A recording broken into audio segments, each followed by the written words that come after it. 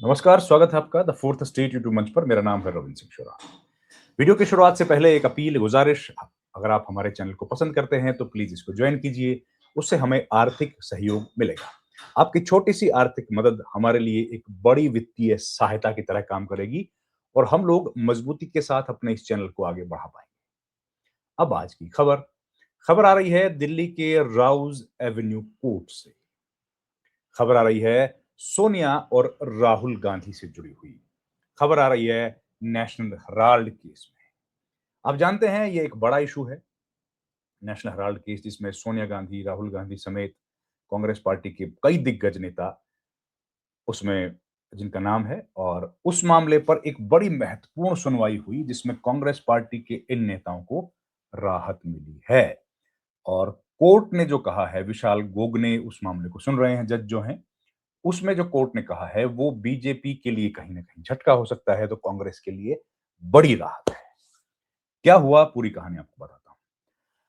Court ने कहा है कि भाई, जो मनी लॉन्ड्रिंग मामला चल रहा है जिसमें नेशनल हेराल्ड मामले में, तो कांग्रेस नेताओं के खिलाफ जो कंप्लेंट थी उसमें एक चार्जशीट जो है उस पर सुनवाई करने से मना कर दिया है, उसको डिसमिस कर दिया है। ईडी ने चार्जशीट फाइल की थी।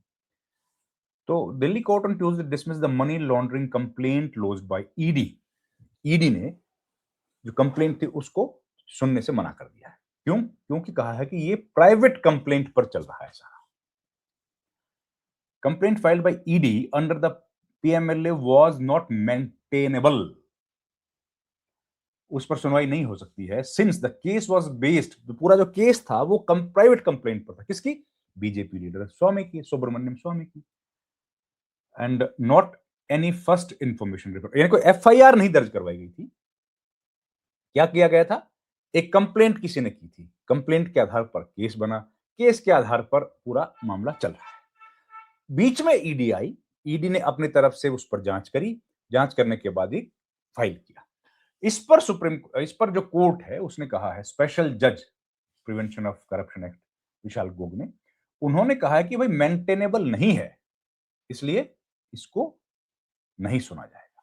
ये एक बड़ी राहत की खबर है कांग्रेस पार्टी के नेताओं के लिए, जो लंबे समय से इस मामले को, और इस पर आप जानते हैं कि एक पुलिस, दिल्ली पुलिस की जो इकोनॉमिक ऑफेंस विंग है, इकोनॉमिक ऑफेंस विंग, उसने भी एक मामला दर्ज किया है। खैर, और क्या कहा कोर्ट ने? कोर्ट ने कहा है, since the present prosecution complaint pertaining to the office offense money laundering is founded on cognizance and summoning order upon a complaint under section 200 crpc by a public person, doctor Subramanian Swamy, not upon an FIR. मतलब उनकी complaint पर यह पूरा मामला चल रहा है, किसी की एफआईआर तो है नहीं, तो cognizance of the present complaint is impermissible in law, कानून के तहत गलत है। तो आपने कैसे ले लिया? तो ये बात कही है कोर्ट ने और इसको खारिज कर दिया है। तो को बीजेपी इस पर बड़ा हो हल्ला मचा रही थी, आपको याद है, उनके लिए तो झटका लग गया। खैर, आगे क्या कहा कोर्ट ने वो बताता हूं। It underscored, quote, that ED can initiate a money laundering case only based on an FIR with respect and offense mentioned in the schedule of the PMLA। जो prevention of money laundering act है उसके तहत तो define किया गया है, केवल उसमें जो इंगित है, उसमें जो चिन्हित है, उनके आधार पर आप कंप्लेंट के हिसाब से मामले की जांच कर सकते हैं। प्राइवेट व्यक्ति ने जो कंप्लेंट की है वो उस पर जांच करना कानूनन गलत है। कोर्ट ने क्या बोला? An investigation under the consequent prosecution complaint pertaining to the offense of money laundering defined under section 3 and punishable under section 4 is not maintainable in the absence of FIR। FIR कहां है भाई? Or the offense mentioned in the schedule to the act, the court said it as it dismissed the ED complaint against Gandhi। अब ये बड़ी खबर आ रही है, और कांग्रेस के लिए तो ये अच्छी खबर है, बीजेपी के लिए झटका है। तो हाउस चल रहा है, आप जानते ही हैं। अब ये पूरा मामला जो है एक राजनीतिक रंग ले चुका है, आप जानते हैं, और संसद के भीतर, संसद के बाहर लगातार इस मुद्दे पर चर्चाएं हो रही हैं, लगातार इस पर विषय आता है, लगातार इस पर बहस होती है। बीजेपी कांग्रेस को घेरने की कोशिश करती है। ये है क्या? ये मामला क्या है? चलिए पहले आपको मामला बताते हैं। बीजेपी के जो लीडर हैं सुब्रमण्यम साहब, पहले आप समझिए नेशनल हेराल्ड का टाइमलाइन थोड़ा बताता हूँ। 1938 में नेहरू ने एक अखबार की स्थापना की, नेशनल हेराल्ड नाम से। 1938 आजादी से 11 बरस पहले, 9 बरस पहले। फिर 2008 से 10 के बीच में एजेएल, जो अखबार था वो एजेएल नाम से, एसोसिएटेड जनरल लिमिटेड, आर्थिक संकट में आ गया, अखबार बंद हो गया। कांग्रेस पार्टी उसको आर्थिक मदद देती है। कांग्रेस पार्टी ने कहा चलिए हम लोग कुछ मदद करते हैं। 2010 में यंग इंडिया कंपनी बनाई गई, एजेएल का कर्ज लेकर उसका मालिक बन गया एजेएल। यंग इंडियन कंपनी ने बनाई गई, एजेएल का कर्ज जितना उसके ऊपर था उसने एजेएल ने ले लिया, एजेएल का कर्ज ले लिया यंग इंडियन ने। सुब्रमण्यम स्वामी ने 2012 में कहा कि भाई ये गलत हुआ है। अदालत ने सोनिया राहुल समेत 6 को समन भेज दिए 2014 में। 12 की कंप्लेंट, 14 में समन। 15 में क्या हुआ, मामले की सुनवाई हाईकोर्ट सुप्रीम कोर्ट में चलती रही। ईडी द्वारा पूछताछ शुरू, गांधी परिवार पेश हुआ, ईडी ने संपत्तियां जब्त करना शुरू किया। ईडी ने 661 करोड़ की संपत्ति को अपने कब्जे में लेने का नोटिस जारी कर दिया। ठीक है, ये पूरा टाइमलाइन। अब क्या है मामला?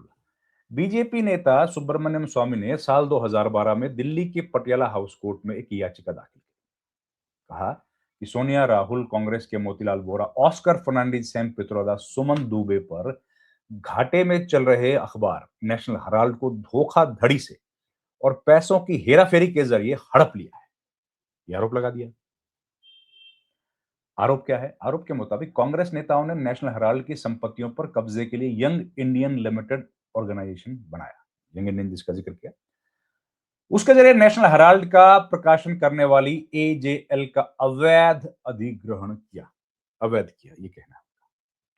स्वामी का आरोप था कि ऐसा दिल्ली के बहादुर शाह जफर रोड जो आईटीओ के ऊपर है, जिस पर ढेर सारी अखबारों की बिल्डिंग्स हैं, उनकी संपत्तियों को कब्जे में ले लिया और संपत्तियों पर कब्जे के लिए यंग इंडिया लिमिटेड ऑर्गेनाइजेशन बनाया गया और उनके जरिए नेशनल हेराल्ड का प्रकाशन करने वाली एजेएल का अवैध अधिग्रहण किया। अब वो आईटीओ पर जो बिल्डिंगें हैं वो बहुत महंगी हैं, वह जमीन की कीमत है। जब ये बनाया गया था 1938 में, तब तो शायद खाली होगा, लेकिन अब तो बहुत महंगा इलाका है वो। स्वामी ने आरोप लगाया कि दिल्ली का बहादुर शाह जफर मार्ग स्थित हेराल्ड हाउस 2000 करोड़ की बिल्डिंग पर कब्जा करने के लिए ऐसा किया गया। स्वामी ने कहा कि 2000 करोड़ की कंपनी को केवल 50 लाख में खरीदे जाने को लेकर सोनिया राहुल समेत इस मामले में कई बड़े नेता, उनके खिलाफ मामला चलना चाहिए। कांग्रेस के जो दूसरे वरिष्ठ नेता हैं उनके खिलाफ भी आपराधिक मुकदमा चलाया जाए, ये उन्होंने मांग की। आरोपियों में मोतीलाल वोरा, ऑस्कर फर्नांडिस की तो मौत हो गई, आप जानते ही हैं। फिर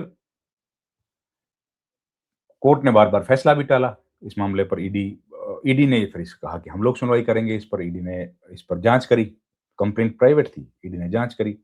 फिर सोनिया और राहुल ने, जो आरोप ईडी के थे, सोनिया और राहुल ने एजेएल हड़पने की कोशिश की। 2000 करोड़ की संपत्ति होने के बावजूद एजेएल ने कांग्रेस से 90 करोड़ रुपए का कर्ज लिया और चुका नहीं पाई। आमतौर पर ऐसी हालात में संपत्तियां बेची जाती हैं। दूसरा एक आरोप। दूसरा, इसके बाद सोनिया राहुल ने एजेएल हड़पने की साजिश की। इसके बाद यंग इंडियन नाम की कंपनी बनाई, इसने एजेएल का अधिग्रहण किया। सोनिया और राहुल के 76% हिस्सेदारी है यंग इंडिया में। आरोप है ये दिखावटी फंडिंग थी, असल में एजेएल से कोई लेन देन नहीं किया गया, ये बात है। तो ये पूरी घटनाक्रम हुआ। सोनिया राहुल से इस मामले में घंटों पूछताछ हुई। जून 2022 में नेशनल हेराल्ड केस में राहुल गांधी से 5 दिनों में 50 घंटे पूछताछ हुई। 21 जुलाई 2022 से नेशनल हेराल्ड केस में सोनिया गांधी से 3 दिन में 12 घंटे सवालात हुए। 5 दिन में 50 घंटे, 3 दिन में 12 घंटे। इस दौरान उनसे 100 से ज्यादा सवाल पूछे गए। ईडी ने राहुल गांधी से भी 5 दिनों में, जून के महीने में 50 घंटे से ज्यादा पूछताछ की।